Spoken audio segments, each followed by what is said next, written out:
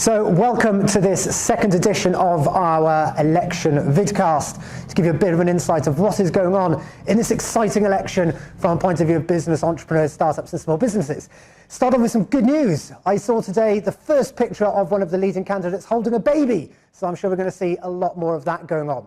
And we've heard everything from more bank holidays to more promises of house building to, I think I saw something about spaniel smelling, to mugwumps. Is it? Mugwumps? So the mudslinging has started, the hot mics are picking up random comments, and the big promises are already kicking off. So it means the election is in full swing. To give us a bit more of an intelligence insight to some of the key things that are happening, I'm joined by Deputy Director of Policy and Head of Campaigns at the ID, Andy Silvester. Andy, what's been going on in the last week or two? What's been going on? Well, I mean, the Observant will note that most of what you just mentioned are Labour policies. What we've seen over the past week really is Labour kind of taking the initiative on this campaign with hard and fast policies. Now, traditionally, that's what all parties do at this time of year, but really, this election is quite quickly crystallising. It's turning into strong and stable leadership from Theresa May and the Conservatives, probably light on detail. They don't want to get caught in the pledges that they got caught in last time, which led to that budget debacle earlier this year. The Lib Dems are really running a single issue campaign, which is not hard Brexit, not Brexit, soft Brexit, unclear what sort of Brexit, because they don't want to go against the will of the people, but it's very much a European Union campaign. Whereas Labour, to their credit, are really pushing out some policies. You have to say 4 bank holidays a year, lovely as that sounds. When you consider each bank holiday costs about £2 billion a day to the economy, it's probably not the most business-friendly policy, but hey, at least there are policies coming forward from the Labour Party which the Tories will have to respond to. Yeah. And what do you think over the next, are we going to see more of a focus towards some of the issues around NHS? Is it all going to become around Brexit? Are we going to hear more focus towards the business community? What do you think are going to be some of the issues that might rear up in the next week or so? Well, we're yet to see the Tories really go for Jeremy Corbyn and the Labour Party on the economy, right. Which I would assume we'll start to see more of. There are some sort of guesstimates of what's going on in CCHQ, which is that the mayoral elections coming on May the 4th, and the Tories want a guy called Andy Street, business magnate Andy Street, formerly John Lewis, to win in Birmingham. So there's a feeling that they might really concentrate that economic pro-business argument in the few days before that, in a hope that they influence the West Midlands election. Labour, for their part, are meeting all of the business groups next week, big policy roundtable with the shadow business team and business representatives to really thrash out where we can agree, where we can't agree.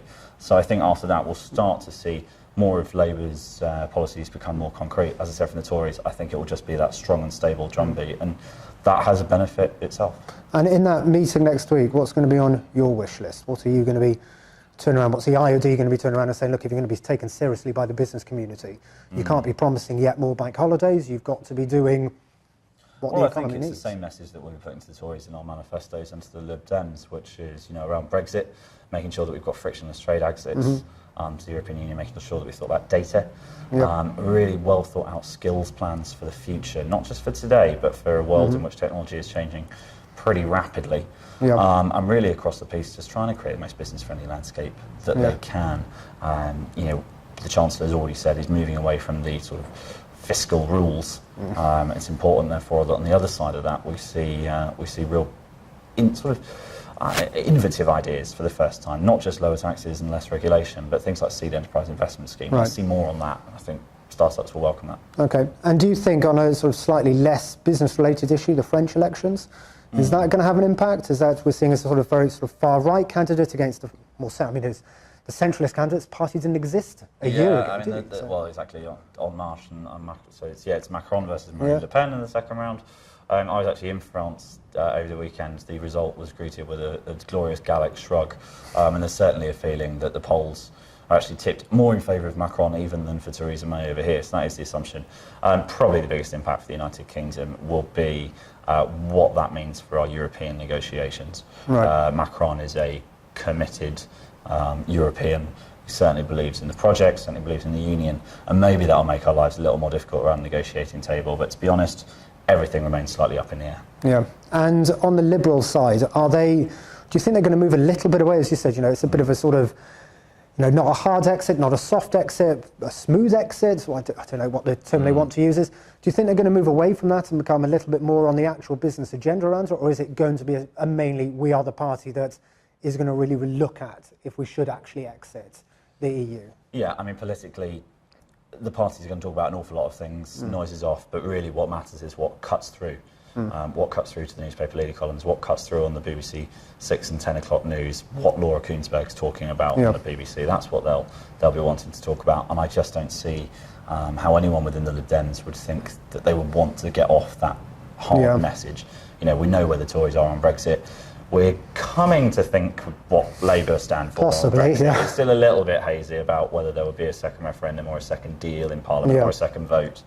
But the Lib Dems, they will just keep banging the drum that they're the party of the 48% and hope to pick up as many of those 48% as they can. Excellent. And from IoD members, if they've got feedback to put into you or the policy team on things they want to get in touch with, what's the best way for them to do that? Probably Twitter. So I'm at Silvester LDN.